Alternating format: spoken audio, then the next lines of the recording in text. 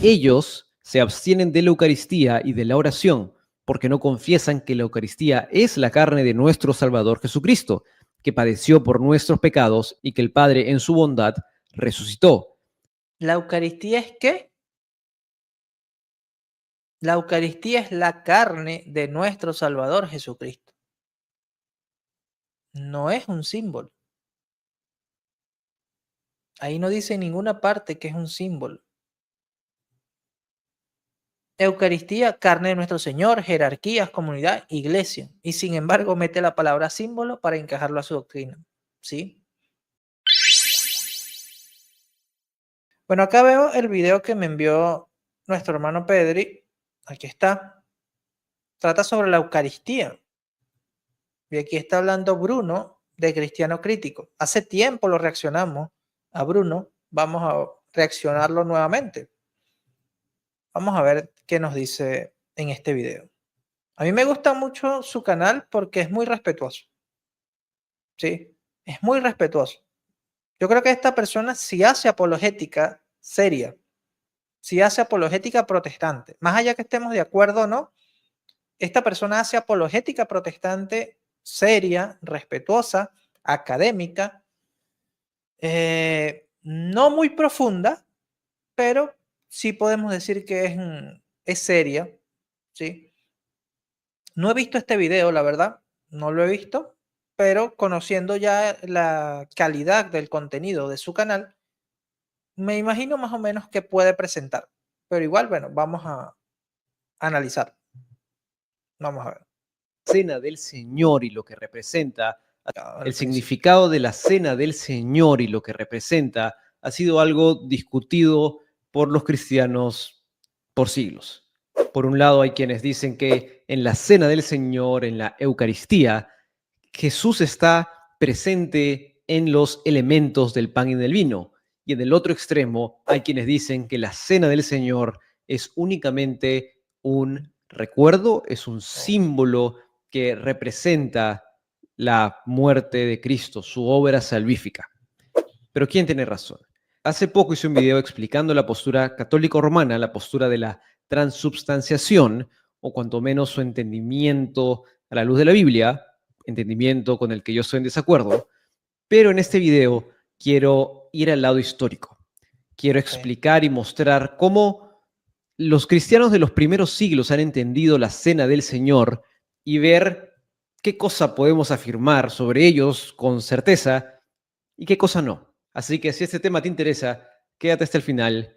Y si eres nuevo aquí, mi nombre es Bruno, soy un estudiante de maestría en teología y en este espacio comparto contenido bíblico y teológico para aprender más de la Biblia.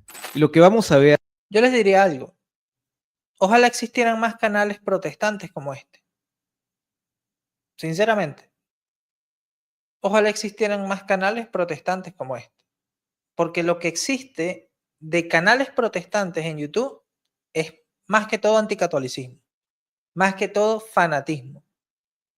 Pero canales serios como el de Bruno, de Cristiano Crítico, la verdad, muy poco.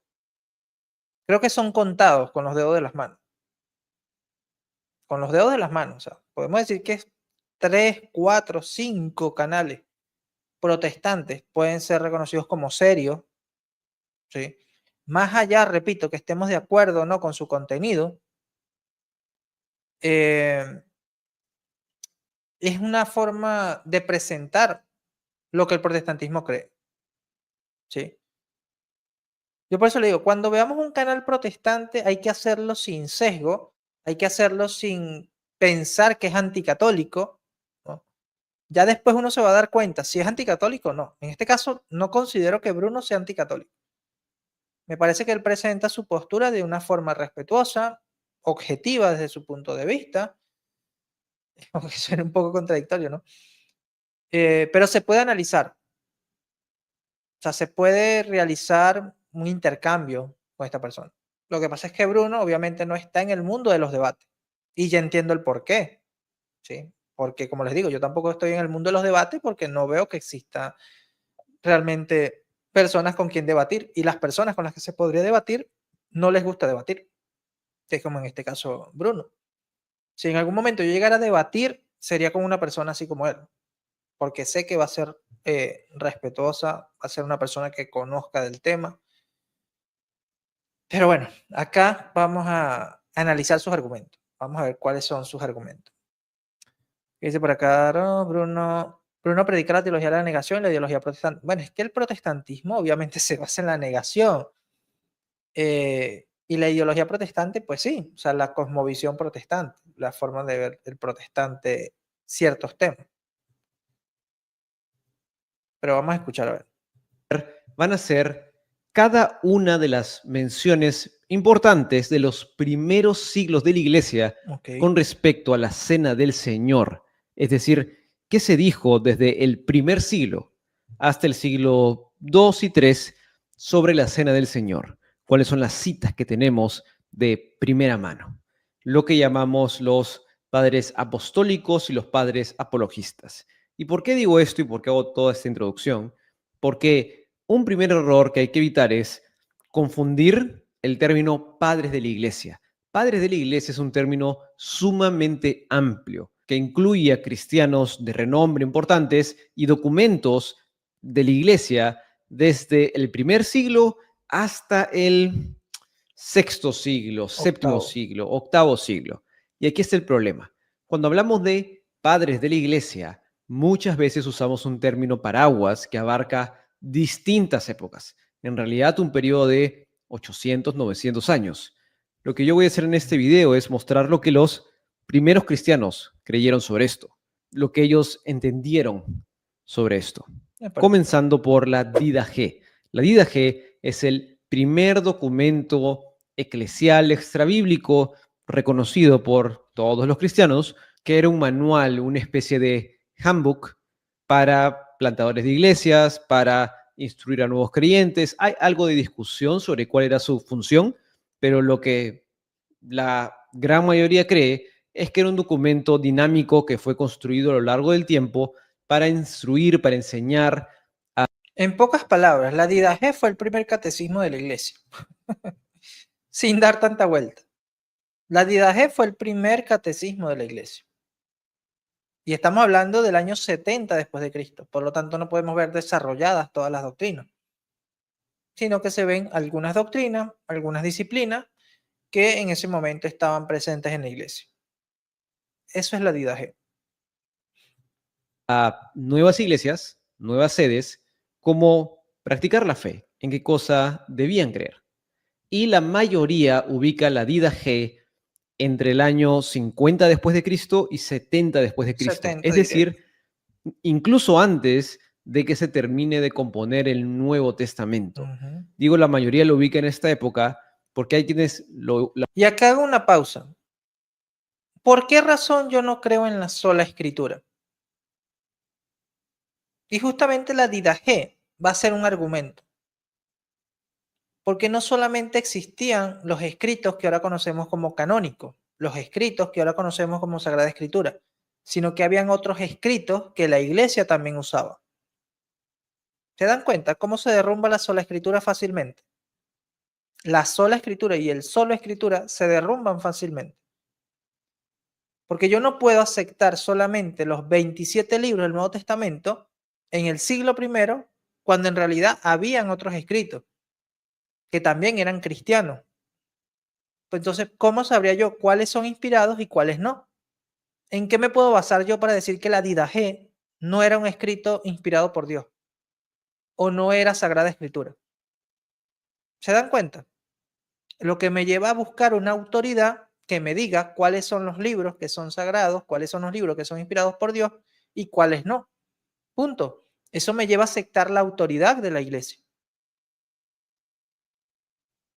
Eso por darles un ejemplo. Y esto siempre se lo presento a los protestantes cuando hablamos de la sola escritura. Yo sé que el protestante va a decir la sola escritura, no niega otras autoridades, bla, bla, bla. Pero aquí estoy hablando desde el proceso del canon. Porque sin el canon no hay sola escritura. Aunque el protestante quiera desligar, ¿no?, los temas. la ubican incluso fuera del primer siglo, hasta el año 120 incluso, pero esto es altamente improbable. Y personas que hacen eso usualmente son no creyentes que al ver una cristología alta en la Didache, afirmaciones sobre Jesús como Dios dicen, no, esto no puede haberse ubicado en el primer siglo. Como cristianos, eso no nos genera ningún problema. Y aquí yo tengo una versión académica de los principales escritos de los padres apostólicos que tiene el texto tanto en inglés como en griego. A ver, no vi qué versión es. Michael Holmes. La verdad no conozco esa edición. Pero bueno, vamos a ver qué más dice. Que tiene el texto tanto en inglés como en griego. No sé si se logre ver, pero voy a dejar esto en la descripción y también una versión de CLIE que está en español. Pero bueno, la Didache dice lo siguiente. En cuanto a la acción de gracias, den gracias de esta manera. Primero, sobre el cáliz, te damos gracias. Ya va, ya va, ya va. Aquí me perdí. Acá me perdí. Fíjense el libro que él muestra. Miren el libro que él muestra. Y vean ahora cuál es el libro que va a citar. O sea, no es el mismo. O sea, muestra un libro y cita otro. O sea, no sé, no le veo sentido a eso. Será porque, bueno, este libro está en español y el otro está en inglés, pero no es la misma traducción. ¿O sí? No sé qué piensan ustedes, ¿no? Oigan, por cierto, creo que no cerré la encuesta. Ah, miren, en la encuesta, a ver, ¿cómo quedó la encuesta? Guido Rojas con el 53% y el padre Tomás Veroch con un 47%, 36 votos. Entonces hoy el 53% del chat estuvo de acuerdo con Guido, hoy solamente. Y el 46% estuvo de acuerdo con el padre Tomás. 47, perdón. 47% estuvo de acuerdo con el padre Tomás. Bueno, interesante. Pero acá, como les digo, esto me llama la atención. Muestra un libro, pero luego cita otro libro. No sé, no sé qué pasó ahí. Eso suena católico, ¿sí? Pienso que Bruno sí es buena persona, pero no profundiza, eso le juega en contra porque se refuta a sí mismo. Sí, le falta profundizar más sobre ciertos temas. Sí, yo también lo tengo, Esteban. Yo también lo tengo. Primero, sobre el cáliz, te damos gracias, Padre nuestro, por la santa vid de David, tu siervo, la cual nos diste a conocer por medio de Jesús, tu siervo. A ti la gloria por los siglos. Sobre el pan partido te damos gracias, Padre nuestro, por la vida y el conocimiento que nos diste a conocer por medio de Jesús, tu siervo. A ti la gloria por los siglos. Así como este pan que estaba disperso sobre los montes ha sido reunido para convertirse en uno, así sea reunida tu iglesia de los confines de la tierra en tu reino. Además de eso, en el capítulo 10 dice, que venga la gracia y que pase este mundo. Hosana al Dios de David, el que es santo, venga. Amén. Al que tenga hambre, que coma, al que tenga sed, que beba, al que no lo tenga, que ayune. Maránata. Amén. Lo primero que hay que notar acá es que se habla y se enmarca la Eucaristía, la Cena del Señor, como una acción de gracias. De hecho, el término Eucaristía está presente en el griego. Es acción de gracias, significa dar gracias. Yo sé que en Latinoamérica, en el mundo evangélico, Eucaristía puede sonar muy católico, pero no tenemos por qué tener problema con ese término. En la Didache ya está presente nuevamente en el primer siglo. Lo segundo es que, como vemos, la Didache se menciona en un sentido simbólico. Se ve como una acción de gracias por... No. ¿A dónde se ve el simbolismo allí? De hecho, la Didache habla de la Eucaristía como sacrificio. Veamos lo que dice acá la Didache en la segunda parte 14. Cuando os reuniereis en el domingo del Señor, partid el pan, y para que el sacrificio sea puro, dad gracia después de haber confesado vuestros pecados. El que de entre vosotros estuviera enemistado con su amigo, que se aleje de la asamblea hasta que se haya reconciliado con él, a fin de no profanar vuestro sacrificio. He aquí las propias palabras del Señor. En todo tiempo y lugar me traeréis una víctima pura, porque soy el gran rey, dice el Señor. Y entre los pueblos paganos mi nombre es admirable. Malaquías 1:14. Por lo tanto, los protestantes evangélicos no creen en la Eucaristía como sacrificio. Y la Didache así lo enseña. ¿Quién más enseña la Eucaristía como sacrificio? La Iglesia Católica. Por eso es que podemos decir que la Didache fue el catecismo, el primer catecismo de la Iglesia Católica. Y enseña la Eucaristía como sacrificio. Creo que le faltó decir eso a Bruno. Y en ningún momento habla como símbolo. Habla de la Eucaristía como acción de gracia, que justamente son las palabras de consagración.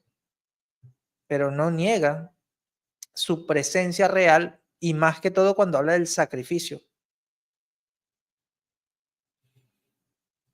Aquí el primer punto. Vamos a ver qué más dice. La obra salvífica que Dios ha hecho, la salvación viene de Dios y, bueno, vale la pena mencionarlo, vemos a Jesús identificado como descendiente de David. Para esta época, probablemente el Evangelio según Marcos, según Mateo, ya hubiese estado escrito, cuanto menos diría yo el de Marcos. Mateo de repente no es su versión final, alguna especie de proto-Mateo o algunos escritos, y vemos que se le da gloria a Jesús, se le da gloria al Padre, ambos son afirmados como Dios, pero no vemos necesariamente que haya lo que en cierta medida algunos católicos romanos, no he leído un teólogo que lo haga, pero algunos católicos romanos en redes sociales suelen decir que toda la iglesia ha creído la Eucaristía, como hoy en día la afirma la Iglesia Católica Romana, de la misma forma siempre. Esta Sí, es cierto. La Iglesia siempre ha creído en la presencia real de Cristo en la Eucaristía.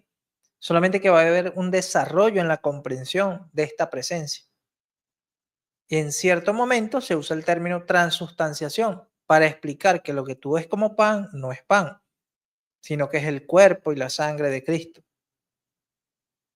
Eso es lo que explica la transustanciación, que se transforma la sustancia del pan y del vino en la sustancia del cuerpo, sangre, alma y divinidad de Cristo. Y esto nadie lo negó, es decir, no hubo controversia eucarística al respecto. Y esto lo reconocen hasta eruditos protestantes. Por ejemplo, Frank Leslie Cross y Elizabeth A. Livingstone, en su diccionario Oxford de la Iglesia Cristiana, nos dice lo siguiente. En el periodo patrístico había muy poca controversia sobre el tema. Las primeras controversias sobre la naturaleza de la presencia eucarística datan de principios de la Edad Media. En el siglo IX, Pascasio Radbertus plantea dudas sobre la identidad del cuerpo eucarístico de Cristo con su cuerpo en el cielo, pero prácticamente no ganó apoyo. Considerablemente mayor revuelo fue provocado en el siglo XI por la enseñanza de Berengario, quien se opuso a la doctrina de la presencia real. Sin embargo, se retractó de su opinión antes de su muerte en 1088. O sea, prácticamente durante 9 siglos no hubo controversia sobre la Eucaristía, sobre la naturaleza de la presencia de Cristo en la Eucaristía. Y se usa el término transustanciación para explicar cómo es esta presencia. No cómo se da, sino lo que sucede, ¿no? Que se transforma la sustancia del pan y el vino en la sustancia del cuerpo y sangre de Cristo. Y esto es lo que el protestantismo va a venir a negar. Pero esto es algo que también ortodoxos lo creen, no solamente los católicos. Los que van a negar esto van a ser los protestantes. Y más que todo es negando lo que sería la transustanciación. Y comienzan a presentar sus teorías. Pero la teoría del memorial es la teoría más débil, ¿no? En cuanto a evidencia patrística. Justamente por lo que nos dice acá Frank Leslie Cross y a Livingstone, ¿no? Siento que lo dice con miedo cuando habla de que afirma que siempre hemos creído lo mismo. No sé, no sé si lo dirá con miedo. Saludos, Evelyn, Dios te bendiga, bienvenida. Volví, ¿quién es? Bruno, de Cristiano Crítico. Dice el hermano, Rick, ¿por qué crees que la mayoría de los protestantes no aceptan la Eucaristía? ¿Qué problema les daría aceptarla? Les tomaría aceptar algo católico y eso es lo que a ellos les complica. Ellos no quieren aceptar lo que tiene que ver con el catolicismo, pero es más que todo porque son anticatólicos o tienen muchos prejuicios contra la Iglesia Católica. Ok, vamos a seguir escuchando. No es una afirmación que le haga justicia a la historia, que le haga justicia a la verdad. Incluso teólogos como Bishop Barron, por ejemplo, no se apoyan tanto en este lugar histórico, sino más en el entendimiento de Tomás de Aquino, pero esto es para más adelante. Entonces, en la Didache, el primer documento que tenemos de los padres apostólicos, no vemos lo que hoy en día la Iglesia Católica Romana intenta sostener. No lo vemos en su forma, pero sí en su esencia, porque va a haber un desarrollo en la comprensión. Y esto pasa con cualquier doctrina. O sea, la forma en que se veía la Trinidad en el siglo I no es la misma forma en que se va a ver en el siglo IV o en la Edad Media. Esto pasa con cualquier doctrina, no solamente con la Eucaristía. Por eso vemos que el término Trinidad viene a ser usado posteriormente. Y este generó muchos problemas entre los mismos cristianos. O sea, podemos decir que hubo más controversia sobre la Trinidad que sobre la Eucaristía. Imagínense ustedes. Entre los cristianos existió más controversia sobre la Trinidad que sobre la Eucaristía. ¿Se habían dado cuenta ustedes de eso? ¿Se habían percatado ustedes de eso? Existió controversia sobre la Trinidad antes que existir controversia sobre la Eucaristía. Pero el protestante terminó aceptando la Trinidad y rechazando la Eucaristía. Es algo un poco irónico. Si seguimos avanzando, vemos lo siguiente. El siguiente caso que quiero mostrar es el de Ignacio de Antioquía. Ignacio de Antioquía es uno de los padres apostólicos más conocidos. Ignacio de Antioquía nació alrededor del año 30 después de Cristo y murió en el año 107 después de Cristo. Y es uno de los que más escribió. Y veamos lo que él dice con respecto a la cena del Señor, la Eucaristía.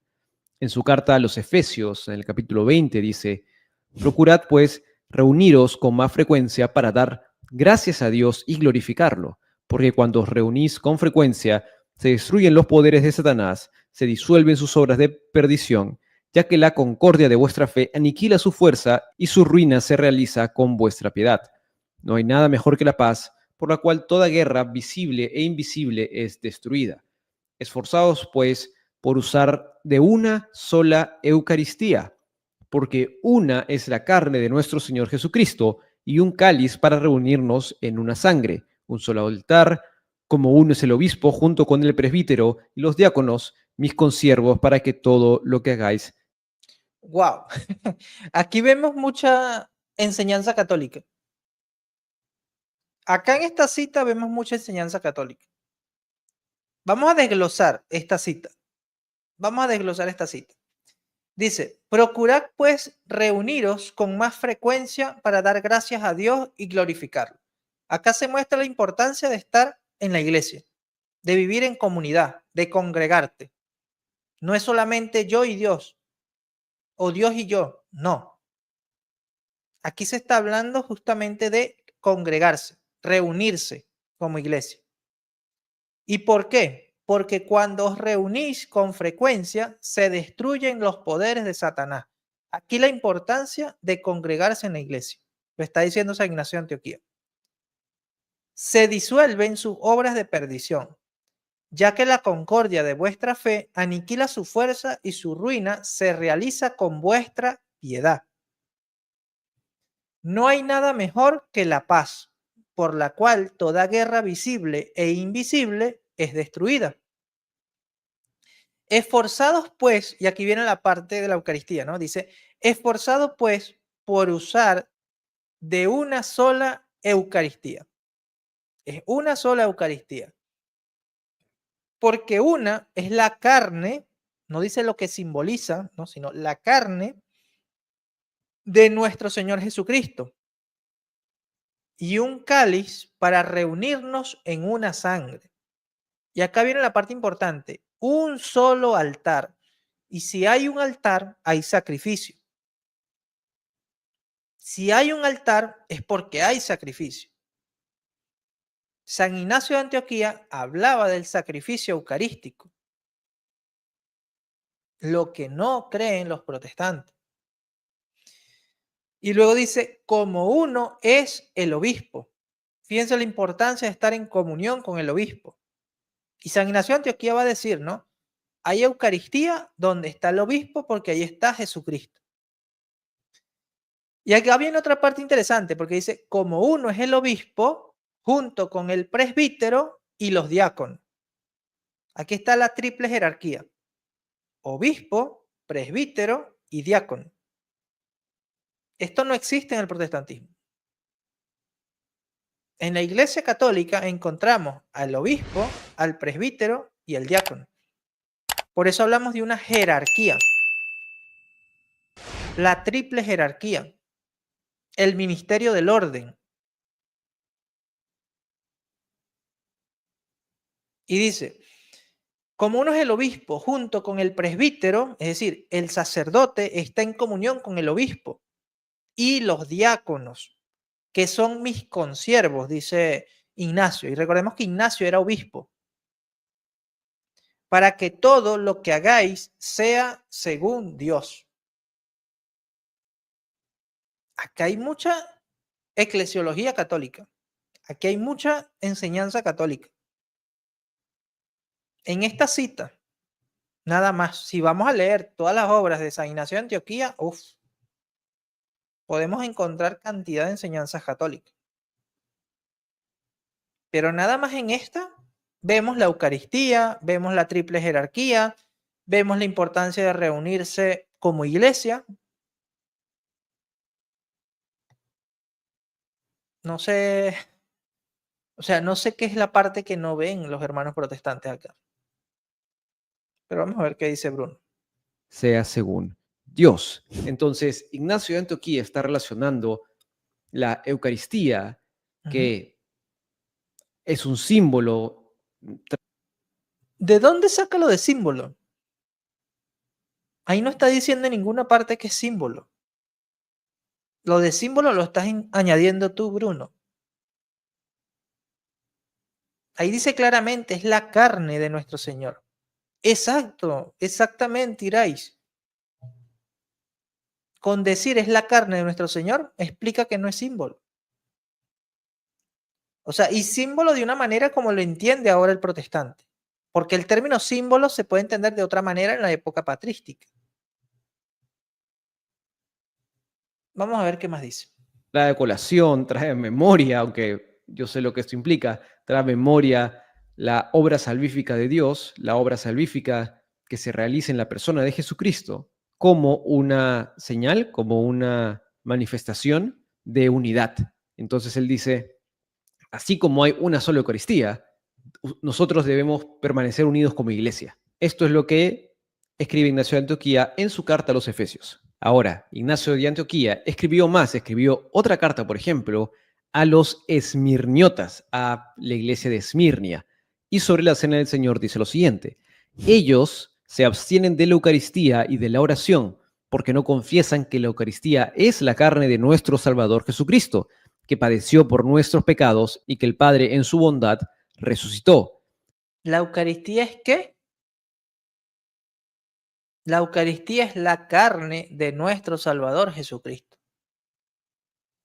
No es un símbolo. Ahí no dice en ninguna parte que es un símbolo.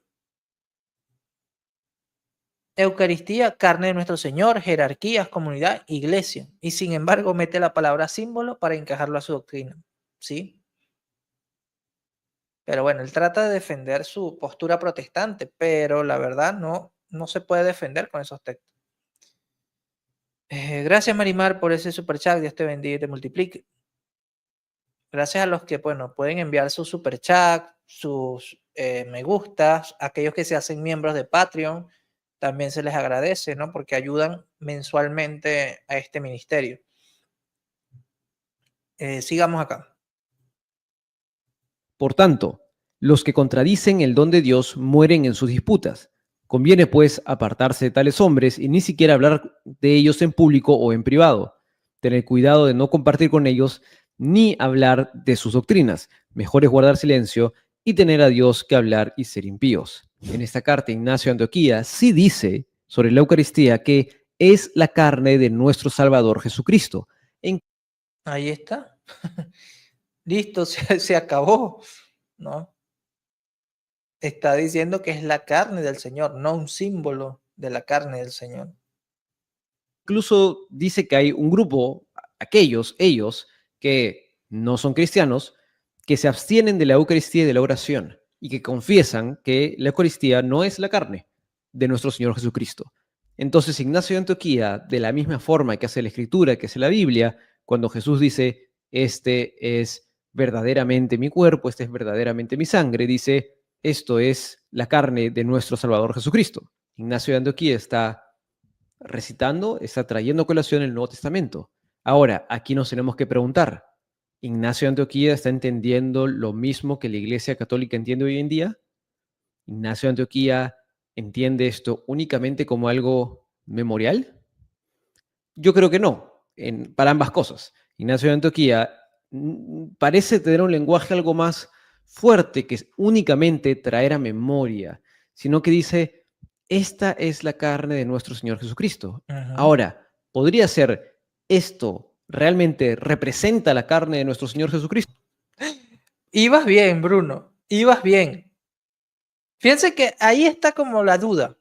O sea, ahí Bruno tiene la duda, pero tiene que salir a relucir su defensa protestante. Él mismo se da cuenta, ¿no? Que el texto es como que muy exagerado, dice él. Es muy realista, claro, porque es lo que la Iglesia Católica cree, que es la carne de nuestro Señor.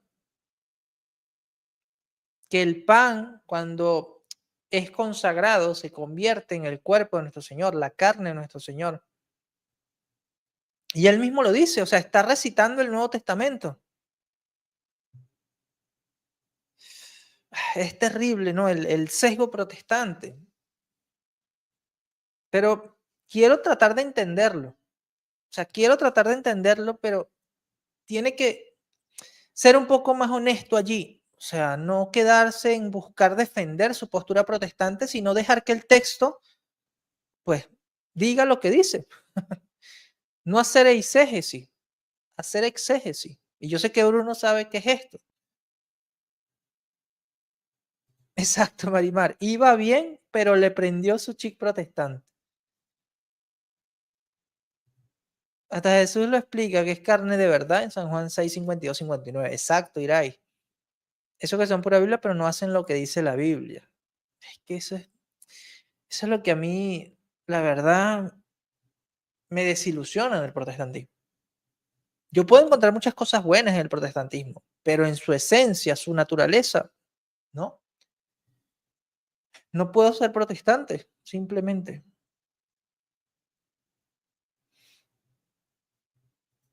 Dice acá, ¿y qué va a decir si cita a San Irineo de León? Me imagino que lo va a citar, pero vamos a ver cómo reacciona. Yo creo que sí. ¿Podría ser algo un poco más? Podría ser, pero la doctrina de la transubstanciación, que como Tomás de Aquino lo afirma o lo explica, implica que en el momento de la consagración del pan, los accidentes, las cosas visibles del pan no cambian, el pan sigue siendo pan, pero su esencia sí Ujú, cambia y se convierte realmente en el cuerpo de Cristo. ujú, Y lo mismo con el vino, ujú, que sus accidentes no cambian, pero se convierte esencialmente en la sangre ujú. de Cristo, eso yo no lo encuentro acá. Obviamente no lo vas a encontrar desarrollado con esas palabras. No lo vas a encontrar desarrollado con esas palabras. Por eso es que hablamos de un desarrollo teológico. Y vuelvo nuevamente al tema de la Trinidad.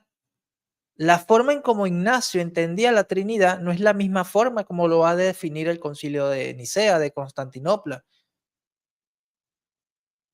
O sea, es muy distinto, ¿sí? porque va a haber un desarrollo en cuanto a la comprensión. Recurrir a eso te va a llevar a tener problemas con la Trinidad también, Bruno. Si razonamos de esa manera para rechazar la transustanciación, vamos a tener que rechazar hasta la Trinidad. Por ahí no es el camino. Sí, Antonio. Cuando sale el sesgo protestante ante el dato que lo refuta, sí, lamentablemente. Lo bueno del protestantismo es que afirma el catolicismo. Sí. Ah, vamos a seguir escuchando a ver. Ahora, ¿podría hacerse la inferencia? Podría hacerse la inferencia. Lo mismo que decir que Ignacio se refiere a que sí, en la Eucaristía es la carne de nuestro Salvador en el sentido de que representa la carne. No, no es representa, es la carne. Y cuando hablamos de la Eucaristía, hablamos de la consagración, las palabras de consagración por las cuales se convierten el pan y el vino en el cuerpo y sangre de Cristo. Eso es lo que el cristianismo ha creído siempre, Bruno. El protestantismo es el que vino a cambiar esto, pero católicos y ortodoxos creemos lo mismo. Con diferentes términos, pero al final, en esencia, es lo mismo. Para mí se puede esto entender hacia ambos sentidos. Ignacio de Antioquía también le escribe una carta a los filadelfios, a la iglesia de Filadelfia, y dice lo siguiente: procurad pues usar de una sola Eucaristía, porque una es la carne de nuestro Señor Jesucristo, un cáliz para unirnos en su sangre, un solo altar, como uno es el obispo junto con el presbítero y los diáconos, mis consiervos, para que todo lo que hagáis sea. Otra vez, otra vez, con esta cita demuestra que la Eucaristía es la carne de nuestro Señor y que el cáliz es su sangre y que hay un altar, es decir, hay un sacrificio eucarístico y que esto se da en torno al obispo junto con el presbítero y los diáconos, la triple jerarquía, obispo, presbítero y diácono. O sea, el texto es sumamente claro y la verdad es que no sé cómo no lo ven. O sea, ¿cómo no lo ven? Yo creo que si le presento esto a un ateo o una persona que pues simplemente quiere conocer qué creían los padres de la iglesia, lo va a entender.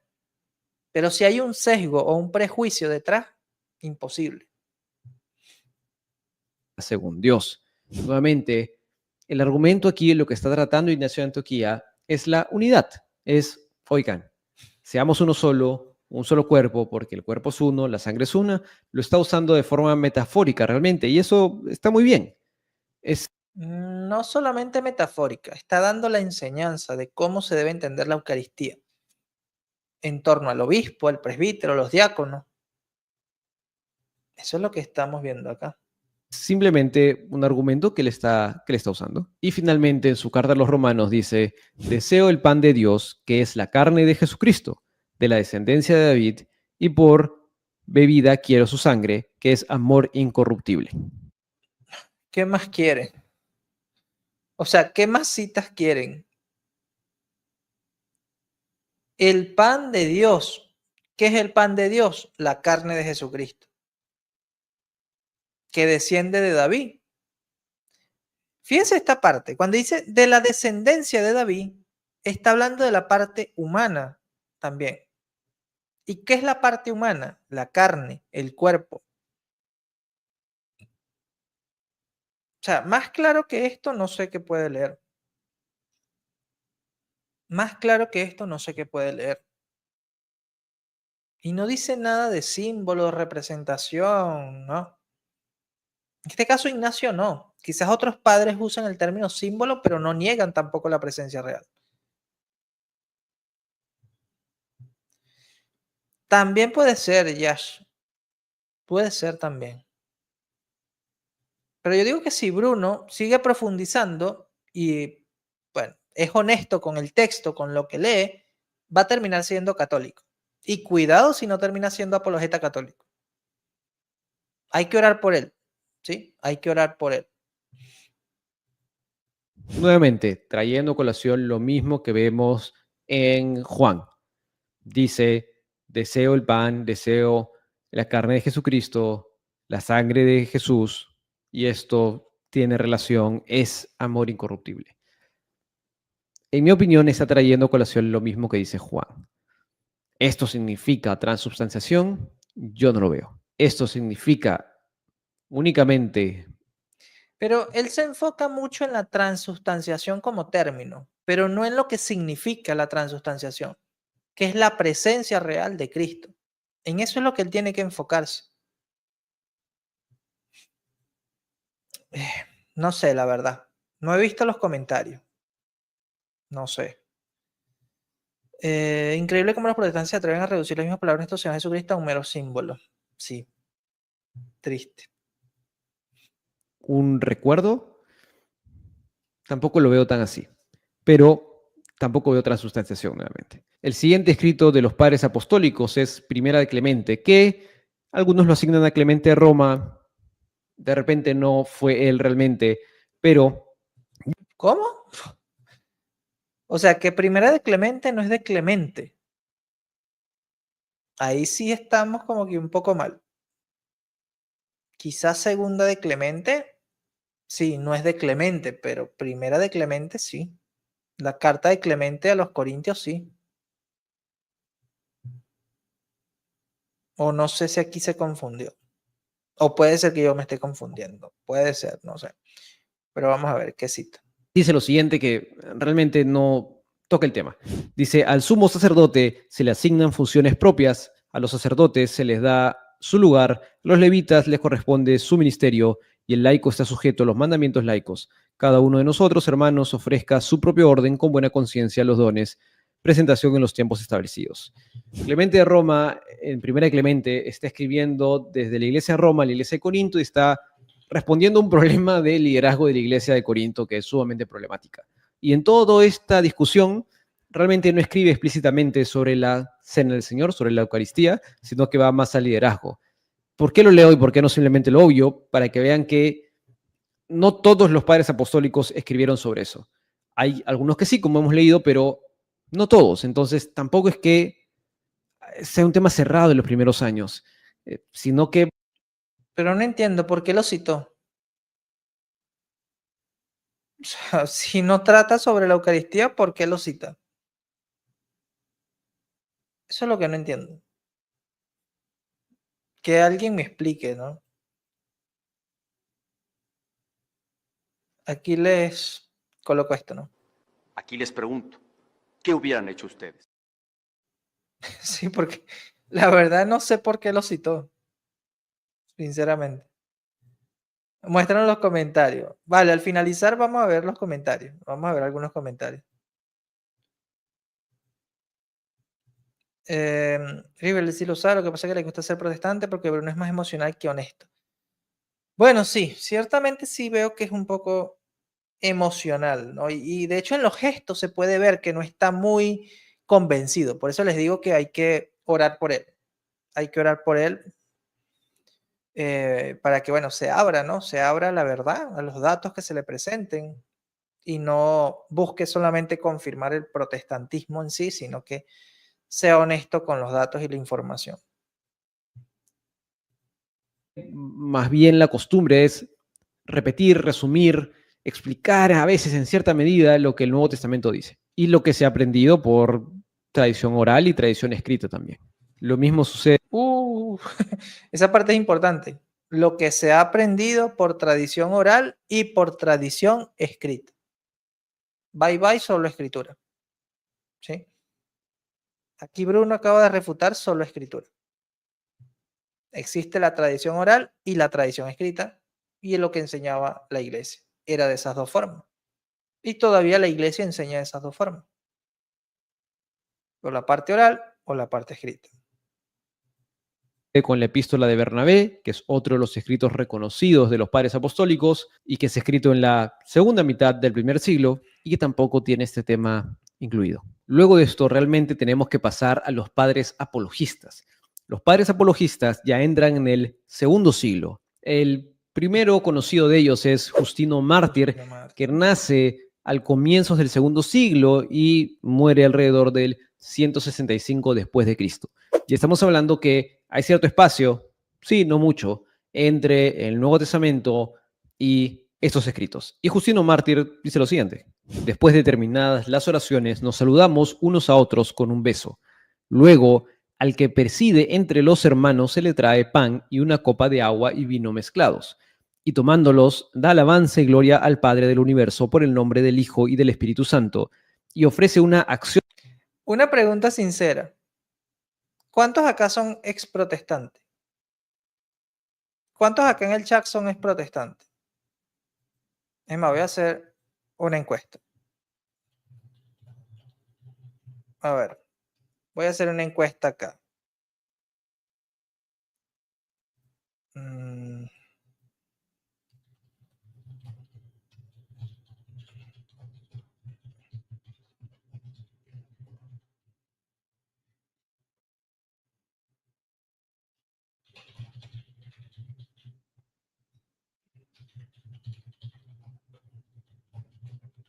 Participen en la encuesta.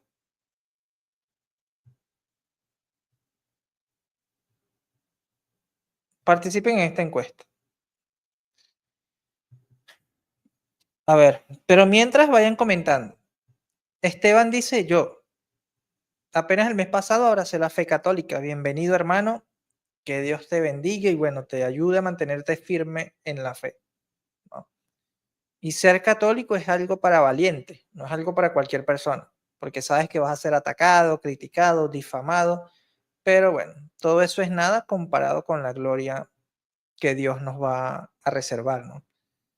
Es protestante, dice Adrián. Arroz con huevo dice: yo soy católico de cuna y lo seré también después de mi muerte, amén, igual que yo. A ver, vamos a ver cómo va.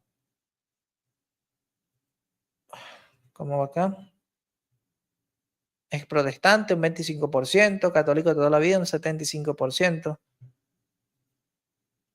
católica de cuna, un tiempo fui católica calientaba, pero jamás protestante, ni por el pensamiento. Gloria a Dios, ¿no? Dios te mantuvo acá, Marimar.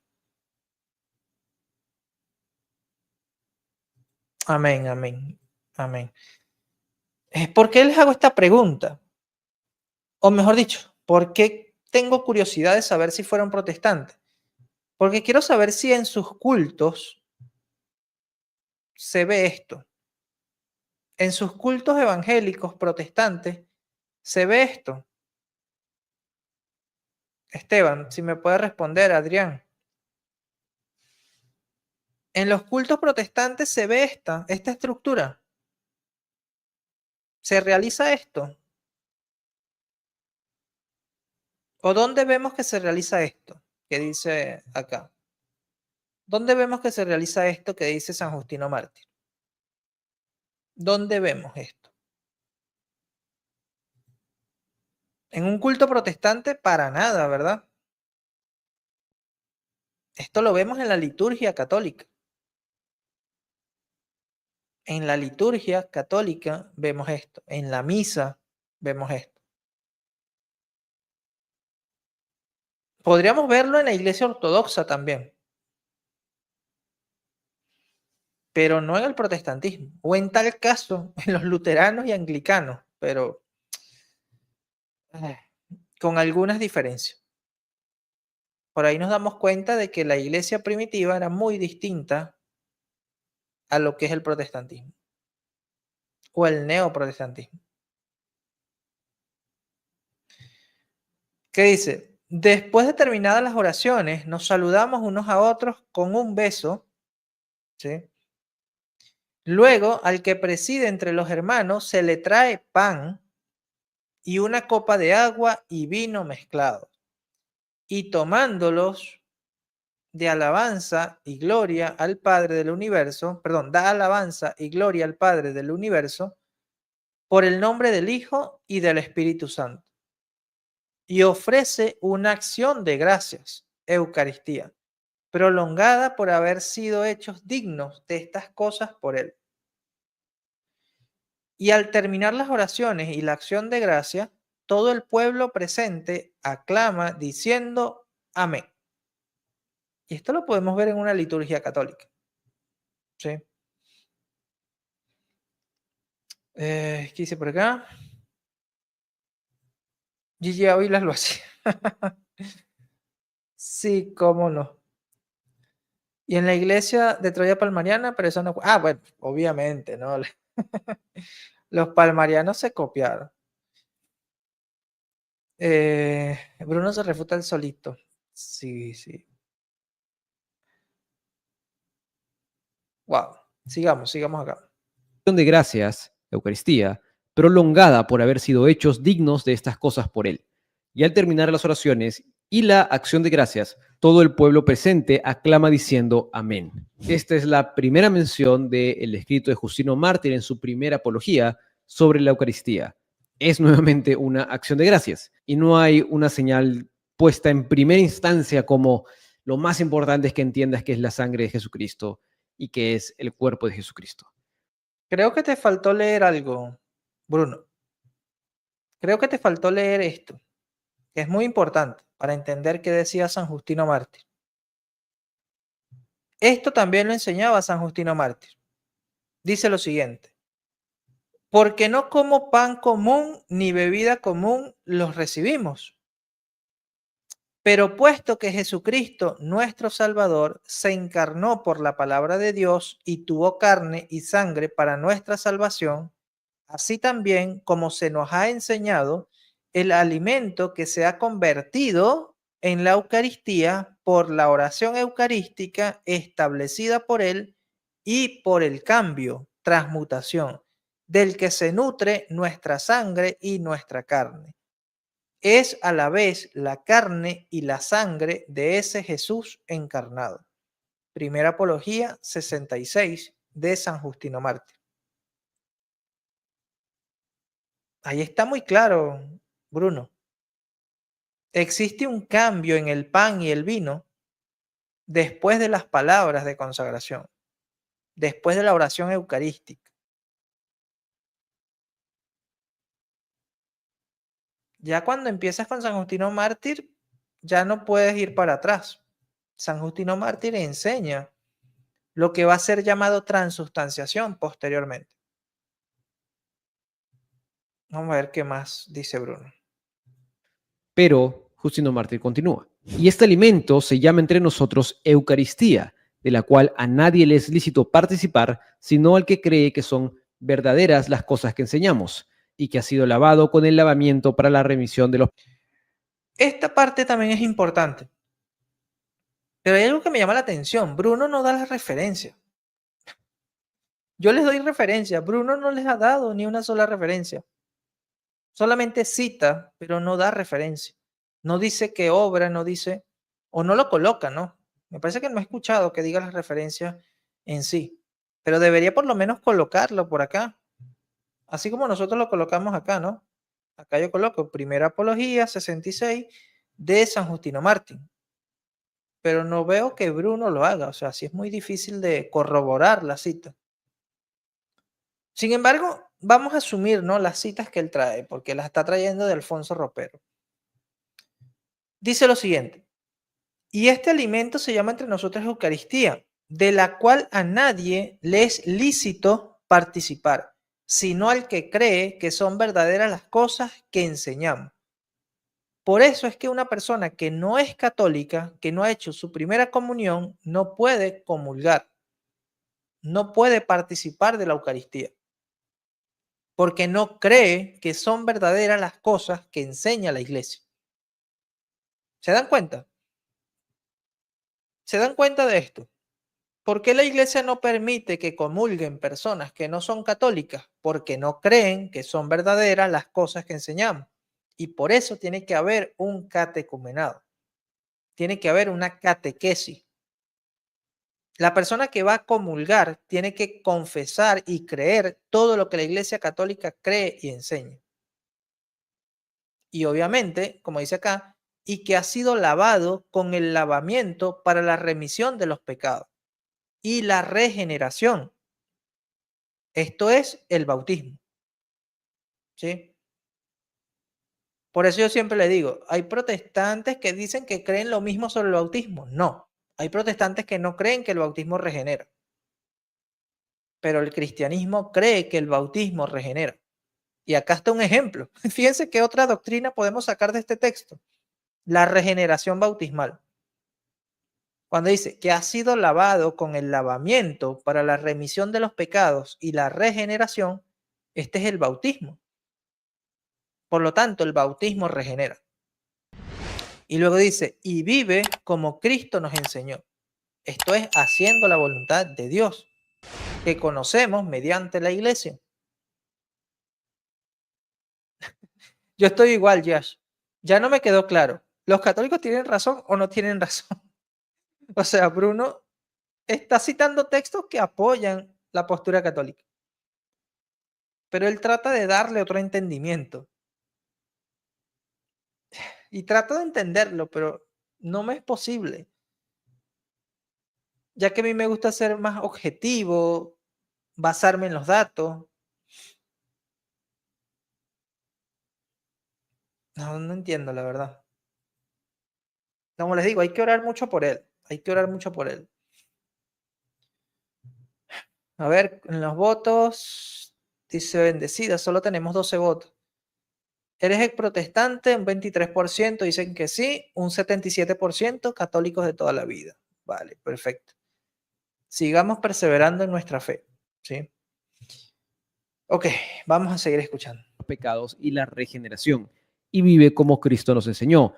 Lo que Justino Mártir está explicando es que la Eucaristía era algo que practicaban los cristianos, los que ya habían creído, los que ya eran parte de la iglesia, no cualquier persona de afuera, sino los que ya habían creído lo que ellos enseñaban.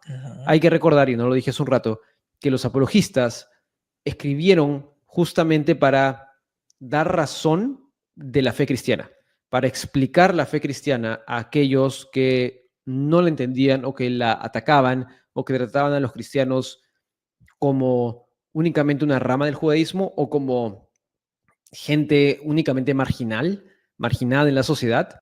Ese es el trabajo del apologeta, explicar la fe, defender la fe, ¿sí? Ese es el trabajo del apologeta. Por eso este ministerio, bueno, prácticamente se basa en eso, en formar en la fe. A ver quién me dice cuál es el lema de nuestro ministerio. ¿Quién me dice cuál es el lema de nuestro ministerio? A ver, colóquenlo allí en el chat. Vamos a ver quién es el primero que comenta allí el lema de nuestro ministerio. Y es un lema que yo quiero que ustedes hagan suyo también. Vamos a ver si lo recuerdan.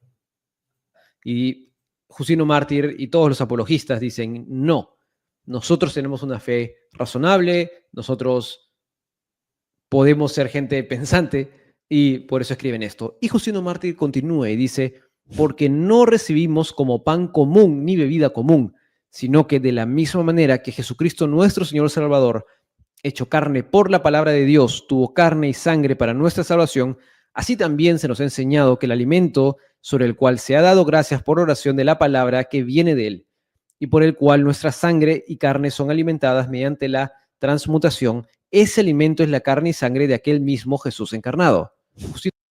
Wow. Ese es el texto que leímos. Ahora, ¿cómo lo va a entender Bruno? ¿Cómo lo va a interpretar Bruno? ¿Será que es capaz de decir que ahí no habla de transustanciación? Wow. Si lo dice, uf, de verdad que va a ser muy deshonesto, ¿no? Porque el texto es muy claro allí. Vamos a ver si dijeron por acá el lema de nuestro ministerio. Dice bendecida, católico en formación, católico por convicción. No, recuerde que es cristiano en formación, católico por convicción. Pero por ahí va. Por ahí va, bendecido. Católicos por convicción, así nos llamamos nosotros, exactamente. En formación lo olvidé. Es cristiano en formación, católico por convicción. Así miren. Cristiano en formación, católico por convicción. No se les olvide eso. Por eso somos cristianos en constante formación, Y por eso terminamos siendo católicos por convicción. Ese es nuestro lema. Que no se les olvide. Exactamente. Cristiano en formación, católico por convicción. Realmente no hay ningún protestante que hable con la verdad. Bueno, depende. Hay temas donde sí. Yo conozco protestantes que te dicen que el purgatorio sí es lógico. ¿Entiendes? Pero hay otros que no aceptan el purgatorio. Entonces, depende del protestante. No voy a generalizar y decir, bueno, no hay ningún protestante. No, sería un poco deshonesto también. Ok, vamos a quitar acá este. Y seguimos acá. No mártir va mucho más allá y relaciona la obra salvífica de Jesús con nuestra carne, con nuestra sangre. Dice, nosotros estamos siendo casi que copartícipes, porque ese alimento es la carne y la sangre de aquel mismo Jesús encarnado. Ahora, esto significa entonces, nuevamente, transubstanciación memorial o alguna de las posturas intermedias. ¿Está haciendo Justino Mártir siquiera un tratado teológico sobre esto? Yo diría que no. Justino Mártir lo que está haciendo es esto, es defender la fe cristiana. Y dice, mira, no es pan común ni bebida común, sino Ajá. que lo que hemos aprendido es que, ¿Es así como que? Jesús nos dijo, ¿Es que? esta es su carne, esta es su sangre. Exacto. Pero de ahí a decir que esta se transforma realmente Lo dice. Lo dice. Se convierte. Bruno lo dice claramente. El alimento que se ha convertido en la Eucaristía por la oración eucarística. O sea, lo dice claramente. Habla de un cambio, transmutación. O sea, Bruno, Justino Mártir es muy claro en que hay un cambio, una transformación, que él le llama transmutación.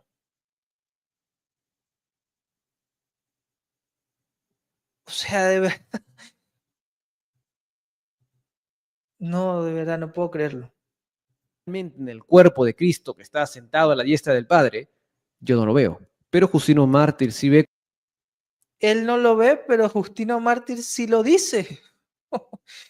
O sea, aquí está demasiado claro. Así también como se nos ha enseñado el alimento que se ha convertido en la Eucaristía, ¿por qué? Por la oración eucarística establecida por Él y por el cambio, transmutación, del que se nutre nuestra sangre y nuestra carne, es a la vez la carne y la sangre de ese Jesús encarnado. O sea, lo dice claramente Bruno.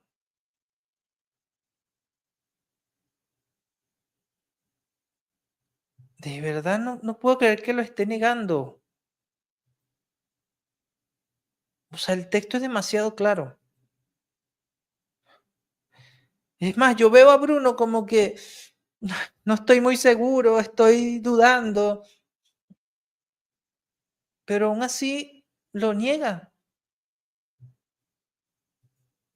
Como una, bueno, aquí lo traduce como transmutación, tendría que ver la palabra en griego, pero sí ve cierto efecto, cierta comunión nuestra con la cena del Señor. Parece que no únicamente algo como un recuerdo de algo. Pero Exacto, no es solamente un recuerdo, es una transformación del pan común en el cuerpo y la sangre de Cristo, Eucaristía. Posteriormente va a ser llamado transubstanciación. Hace tiempo yo le mostré ese texto a Cristian Izquierdo y también lo negó. Pero Cristian Izquierdo, bueno, es un caso aparte, ya lo conocemos. Pero son textos demasiado claros. Son textos que hasta los mismos protestantes, académicos, historiadores, les ha tocado reconocer. Fíjense acá. Miren lo que dice este erudito menonita, un erudito protestante. Un erudito menonita, en su estudio sobre Lutero, reconoce que los padres de la iglesia creyeron en la naturaleza sacrificial de la Eucaristía. Dice lo siguiente: los padres de la iglesia, Justino Mártir, Ireneo, Tertuliano y Cipriano, parecían creer en la naturaleza sacrificial de la misa y mantenían la transustanciación o la consubstanciación. En este caso, pues nosotros vemos la transustanciación y la naturaleza sacrificial de la misa. Esto lo dice Harry Lowen en su libro Lutero y los radicales, del año 1974, página 40.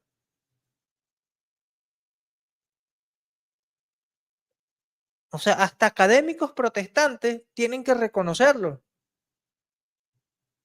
No pueden negar el dato, por más protestantes que sean. Tienen que ser honestos con el dato. Aquí hay otro protestante, J.N.D. Kelly. Mira lo que dice J.N.D. Kelly. Era natural que los primeros cristianos pensaran en la Eucaristía como un sacrificio. El cumplimiento de la profecía exigía una ofrenda cristiana, solemne, y el rito mismo estaba envuelto en la atmósfera sacrificial con la que nuestro Señor invistió la última cena. Las palabras de la institución "haz esto" deben haber estado cargadas de matices de sacrificio para los oídos del siglo II. Justino, en cualquier caso, entendió que significaban "ofrece esto". El pan y el vino, además, se ofrecen como memorial, eis anagnathin, de la pasión, frase que en vista de su identificación con el cuerpo y la sangre del Señor, implica mucho más que un acto de recogimiento puramente espiritual. Doctrinas Cristianas Primitivas, o Early Christian Doctrine, cuarta edición, 1968, páginas 196-197. O sea, académicos protestantes les ha tocado reconocerlo. Lo mínimo esperamos nosotros de un protestante que sea honesto con los datos. Esta es la apología de Justino Mártir. Aquí no hemos entrado estrictamente hablando a la época de los obispos, a la época teológica, con la precisión de términos. Justino Mártir le está escribiendo a no creyentes y está defendiendo lo que él cree. El que le sigue es Atenauras, que escribe nuevamente defendiendo el Evangelio, defendiendo a los cristianos y defiende contra la acusación de que los cristianos son caníbales porque dicen que toman la sangre y comen el cuerpo de Cristo. Y él dice lo siguiente: ¿cómo podríamos nosotros, que decimos que no es lícito ni ver matar a un hombre, cometer homicidio o canibalismo? ¿Cómo pensar que comemos carne humana, nosotros que tenemos prohibido hasta presenciar un espectáculo de muerte? Atenágoras no hace y no desarrolla una doctrina teológica sobre la Eucaristía, sino que está defendiendo que no somos caníbales. Y esto es en parte lo que hay que entender de esta época. No hay necesariamente una precisión teológica. Lo que se está haciendo es escribirle a no creyentes. Ese es el propósito de Atenágoras. Y él más dice, ojo, no somos caníbales. Ireneo de Lyon, quien es uno de los escritores apologéticos más prolíficos de la época, es quien uno de los que más escribió. Él dice lo siguiente en su escrito Contra herejías. Dice: así nuestra opinión concuerda con la Eucaristía, y la Eucaristía confirma nuestra opinión, pues ofrecemos a Él lo que es suyo, proclamando de manera coherente la comunión y la unión de la carne y del Espíritu. Porque así como el pan viene de la tierra al recibir la invocación de Dios, ya no es pan común, sino Eucaristía, compuesto de dos cosas, terrenal y celestial. Así también. Ahí está nuevamente. O sea, aquí está más claro todavía. Vamos a ir analizando el texto. Dice: así nuestra opinión concuerda con la Eucaristía, y la Eucaristía confirma nuestra opinión, pues ofrecemos a Él lo que es suyo, es decir, sacrificio, ofrecer el sacrificio, proclamando de manera coherente la comunión y la unión de la carne y del Espíritu. Y aquí viene la parte importante: porque así como el pan viene de la tierra, al recibir la invocación de Dios, ya no es pan común, sino Eucaristía, compuesto de dos cosas, terrenal y celestial. Así también, nuestros cuerpos al recibir la Eucaristía ya no son corruptibles, teniendo la esperanza de la resurrección. Aquí está. El pan común, el que viene de la tierra, cuando recibe la invocación de Dios, ya no es pan común. O sea, hay un cambio.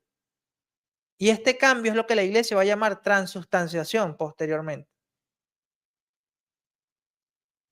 Y este que ya no es pan común, se le conoce ahora como Eucaristía. Sí, ya me imagino que va a decir eso, Yash. Ya me imagino que va a decir eso, pero acá está sumamente claro para aquel que quiere entenderlo. Exacto, Marimar. Pero vamos a ver que él mismo lo diga. Bien, nuestros cuerpos, al recibir la Eucaristía, ya no son corruptibles, teniendo la esperanza de la resurrección. Y en un capítulo siguiente dice, ¿cómo dicen que la carne no participa de la vida, siendo que es alimentada con el cuerpo y la sangre del Señor?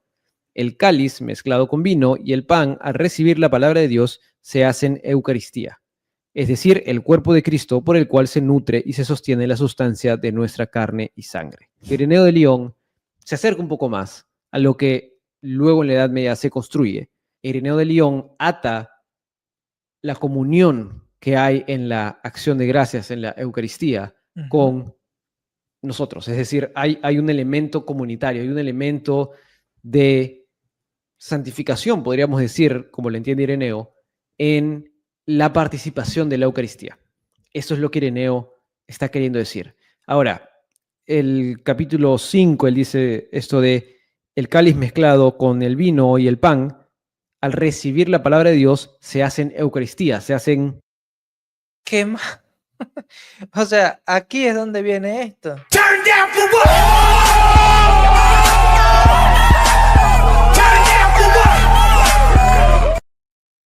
El pan común, al recibir la invocación de Dios, se convierte en Eucaristía. O sea, ¿qué más claro que esto? Pero uno está buscando cómo negarlo, aunque si vemos, él reconoció, ¿no? Que esto es lo que va a llevar a más adelante a la Edad Media.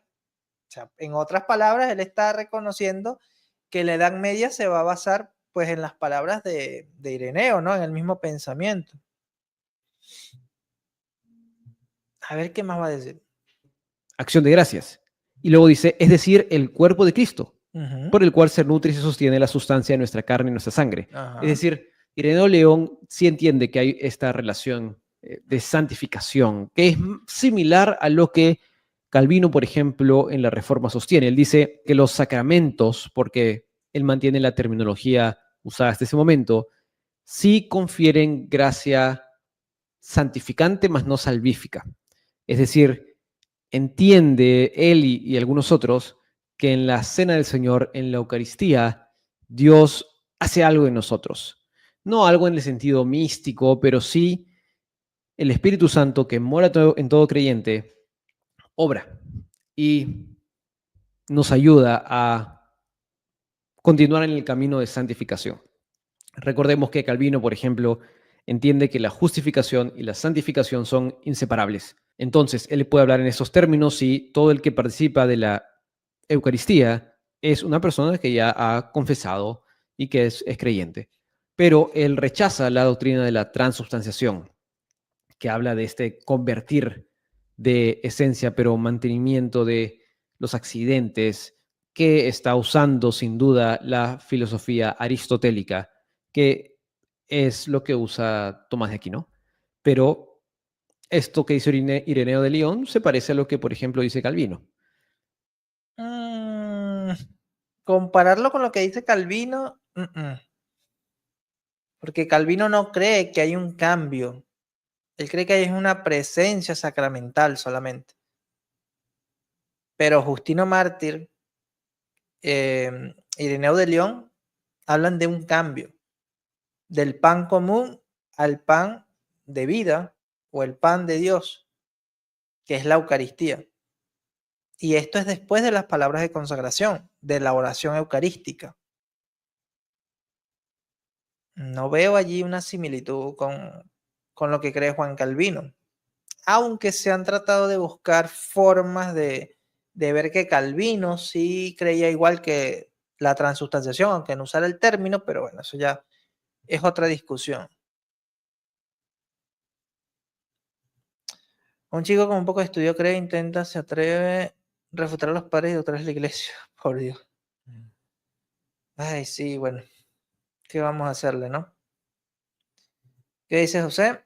Una pregunta. ¿Dicen que los protestantes que han sido bautizados y son trinitarios es válido en la iglesia católica? Sí, la iglesia los reconoce como cristianos, como miembros de la iglesia, pero en comunión imperfecta, José. Ya metió la ideología de Calvino y compañía, hombres supuestos iluminados. Sí. Diré yo, más que a la doctrina de la transubstanciación. Después de esto está Tertuliano, quien ya escribe en la última mitad del segundo siglo, o sea, ya estamos hablando de años 180, 200 e incluso entrado el tercer siglo. Tertuliano dice lo siguiente: tomamos también en congregación y antes del alba y de manos de nadie, sino de los presidentes, los sacramentos de la Eucaristía, según el mandato del Señor.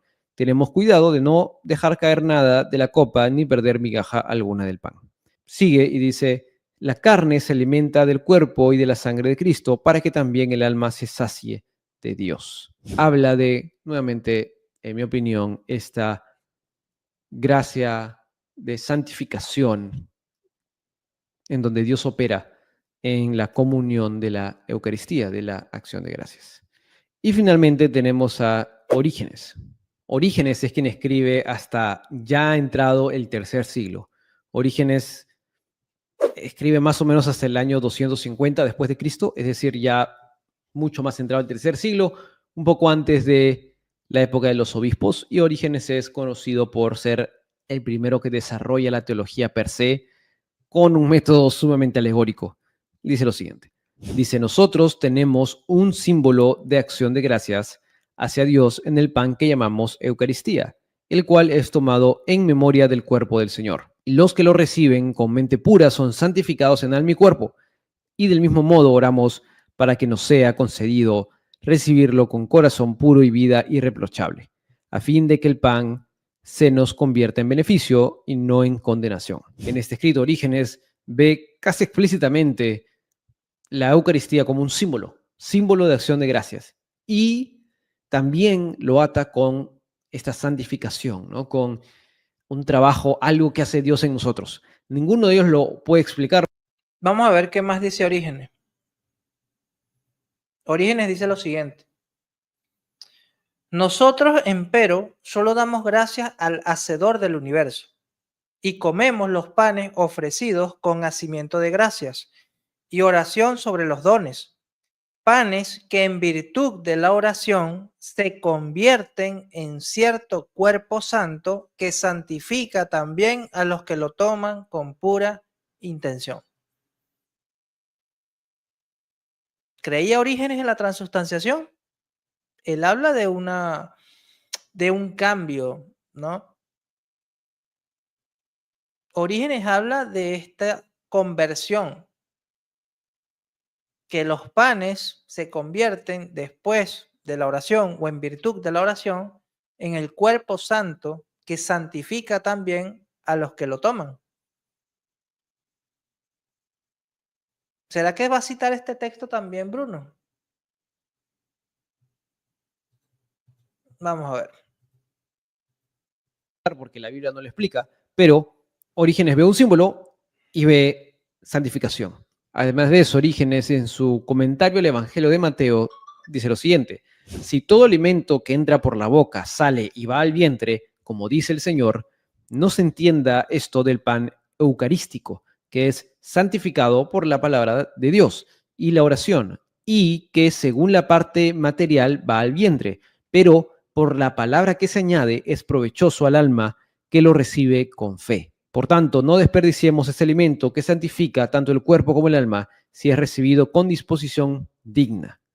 Orígenes nuevamente ve que el pan físico efectivamente se desecha, pero cuando esto se ata a la palabra, esto santifica al ser humano, santifica al creyente. Ve que hay un efecto de la palabra.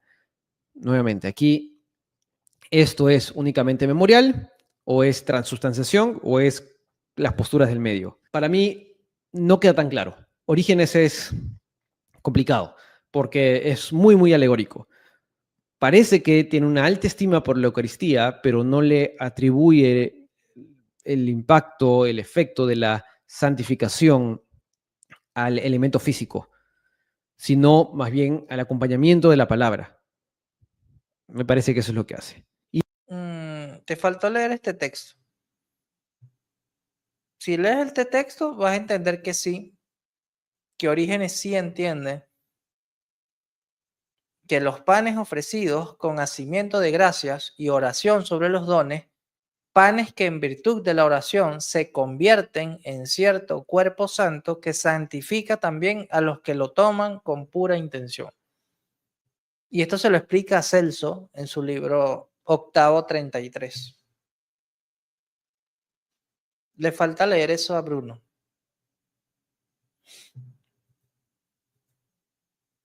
Vamos a ver, ya vamos terminando. Y estos son los principales padres apostólicos hasta el primer siglo. Padres apostólicos va del año 33 hasta el 100. Y los padres Hay que corregir, Orígenes no es padre de la iglesia. Orígenes es escritor eclesiástico. apologistas del año 101 hasta 250 después de Cristo. Como has podido ver, hay variedad de opiniones. Algunos parecen darle algo más simbólico. La Didache, que es el primero de todos, no habla mucho en realidad de lo mismo que hablan otros, sino que habla de la importancia de la acción de gracia, de la unidad. Usa el argumento de la Eucaristía para otras cosas. Y al mismo tiempo tenemos otros que parecen hablar de forma más explícita. Y algo que sucede es que a medida que ampliamos el scope, el lente, si es que nos fuésemos hasta el cuarto siglo, quinto siglo, sexto siglo, encontraríamos más posturas. Y mientras más ampliamos, menos podemos decir con certeza de todos ellos. Entonces, lo que... Es sencillo, Bruno. Tú te vas a lo que el magisterio ha definido y listo. No se compliquen tanto. me da la impresión que sí podemos decir de todos ellos es que todos tienen una alta estima de la Eucaristía, de la Cena del Señor, muy alta.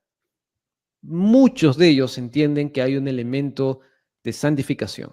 Además de eso, toman seriamente las palabras de Jesús. Y creo que eso es todo lo que podemos afirmar, incluso solo tocando el segundo y tercer siglo. A medida que avanzamos, menos cosas se pueden afirmar. Pero quiero que sepan que esta idea de que desde el inicio ya se afirma lo que se afirma en la Edad Media, no es así. No con las mismas palabras, pero en esencia sí. Y vuelvo y repito, si tú haces el mismo razonamiento con la Trinidad, vas a tener problemas. Y yo creo que tú lo sabes como teólogo. No es el mismo entendimiento del siglo I y II de la Trinidad al siglo IV y V. De que se podía inferir, se podría, pero ya es una inferencia. Entonces, Una inferencia no necesariamente. Es una transmisión que se ha dado a través de la historia por medio de la iglesia, siglo tras siglo. Por eso la primera controversia eucarística es hasta el siglo IX, según lo dice este diccionario, ¿verdad? Que citamos acá. El diccionario de Oxford del año 1988, creo. Puse acá 198 nada más. En la página 475, y dice que fue en el siglo IX cuando Pascasio Rabertus planteó dudas sobre la identidad del cuerpo eucarístico de Cristo. Pero en realidad no había controversia sobre la presencia o la naturaleza de la presencia eucarística de Cristo. ¿Sí? Bien, seguimos acá entonces ya para ir terminando. no es tan cierto esto de que la Iglesia siempre aceptó lo que hoy en día la Iglesia Católica Romana dice que es la Cena del Señor. Espero que el video ayude y como siempre, Lo mismo digo, espero que este video ayude a Bruno y a todo el que lo vea.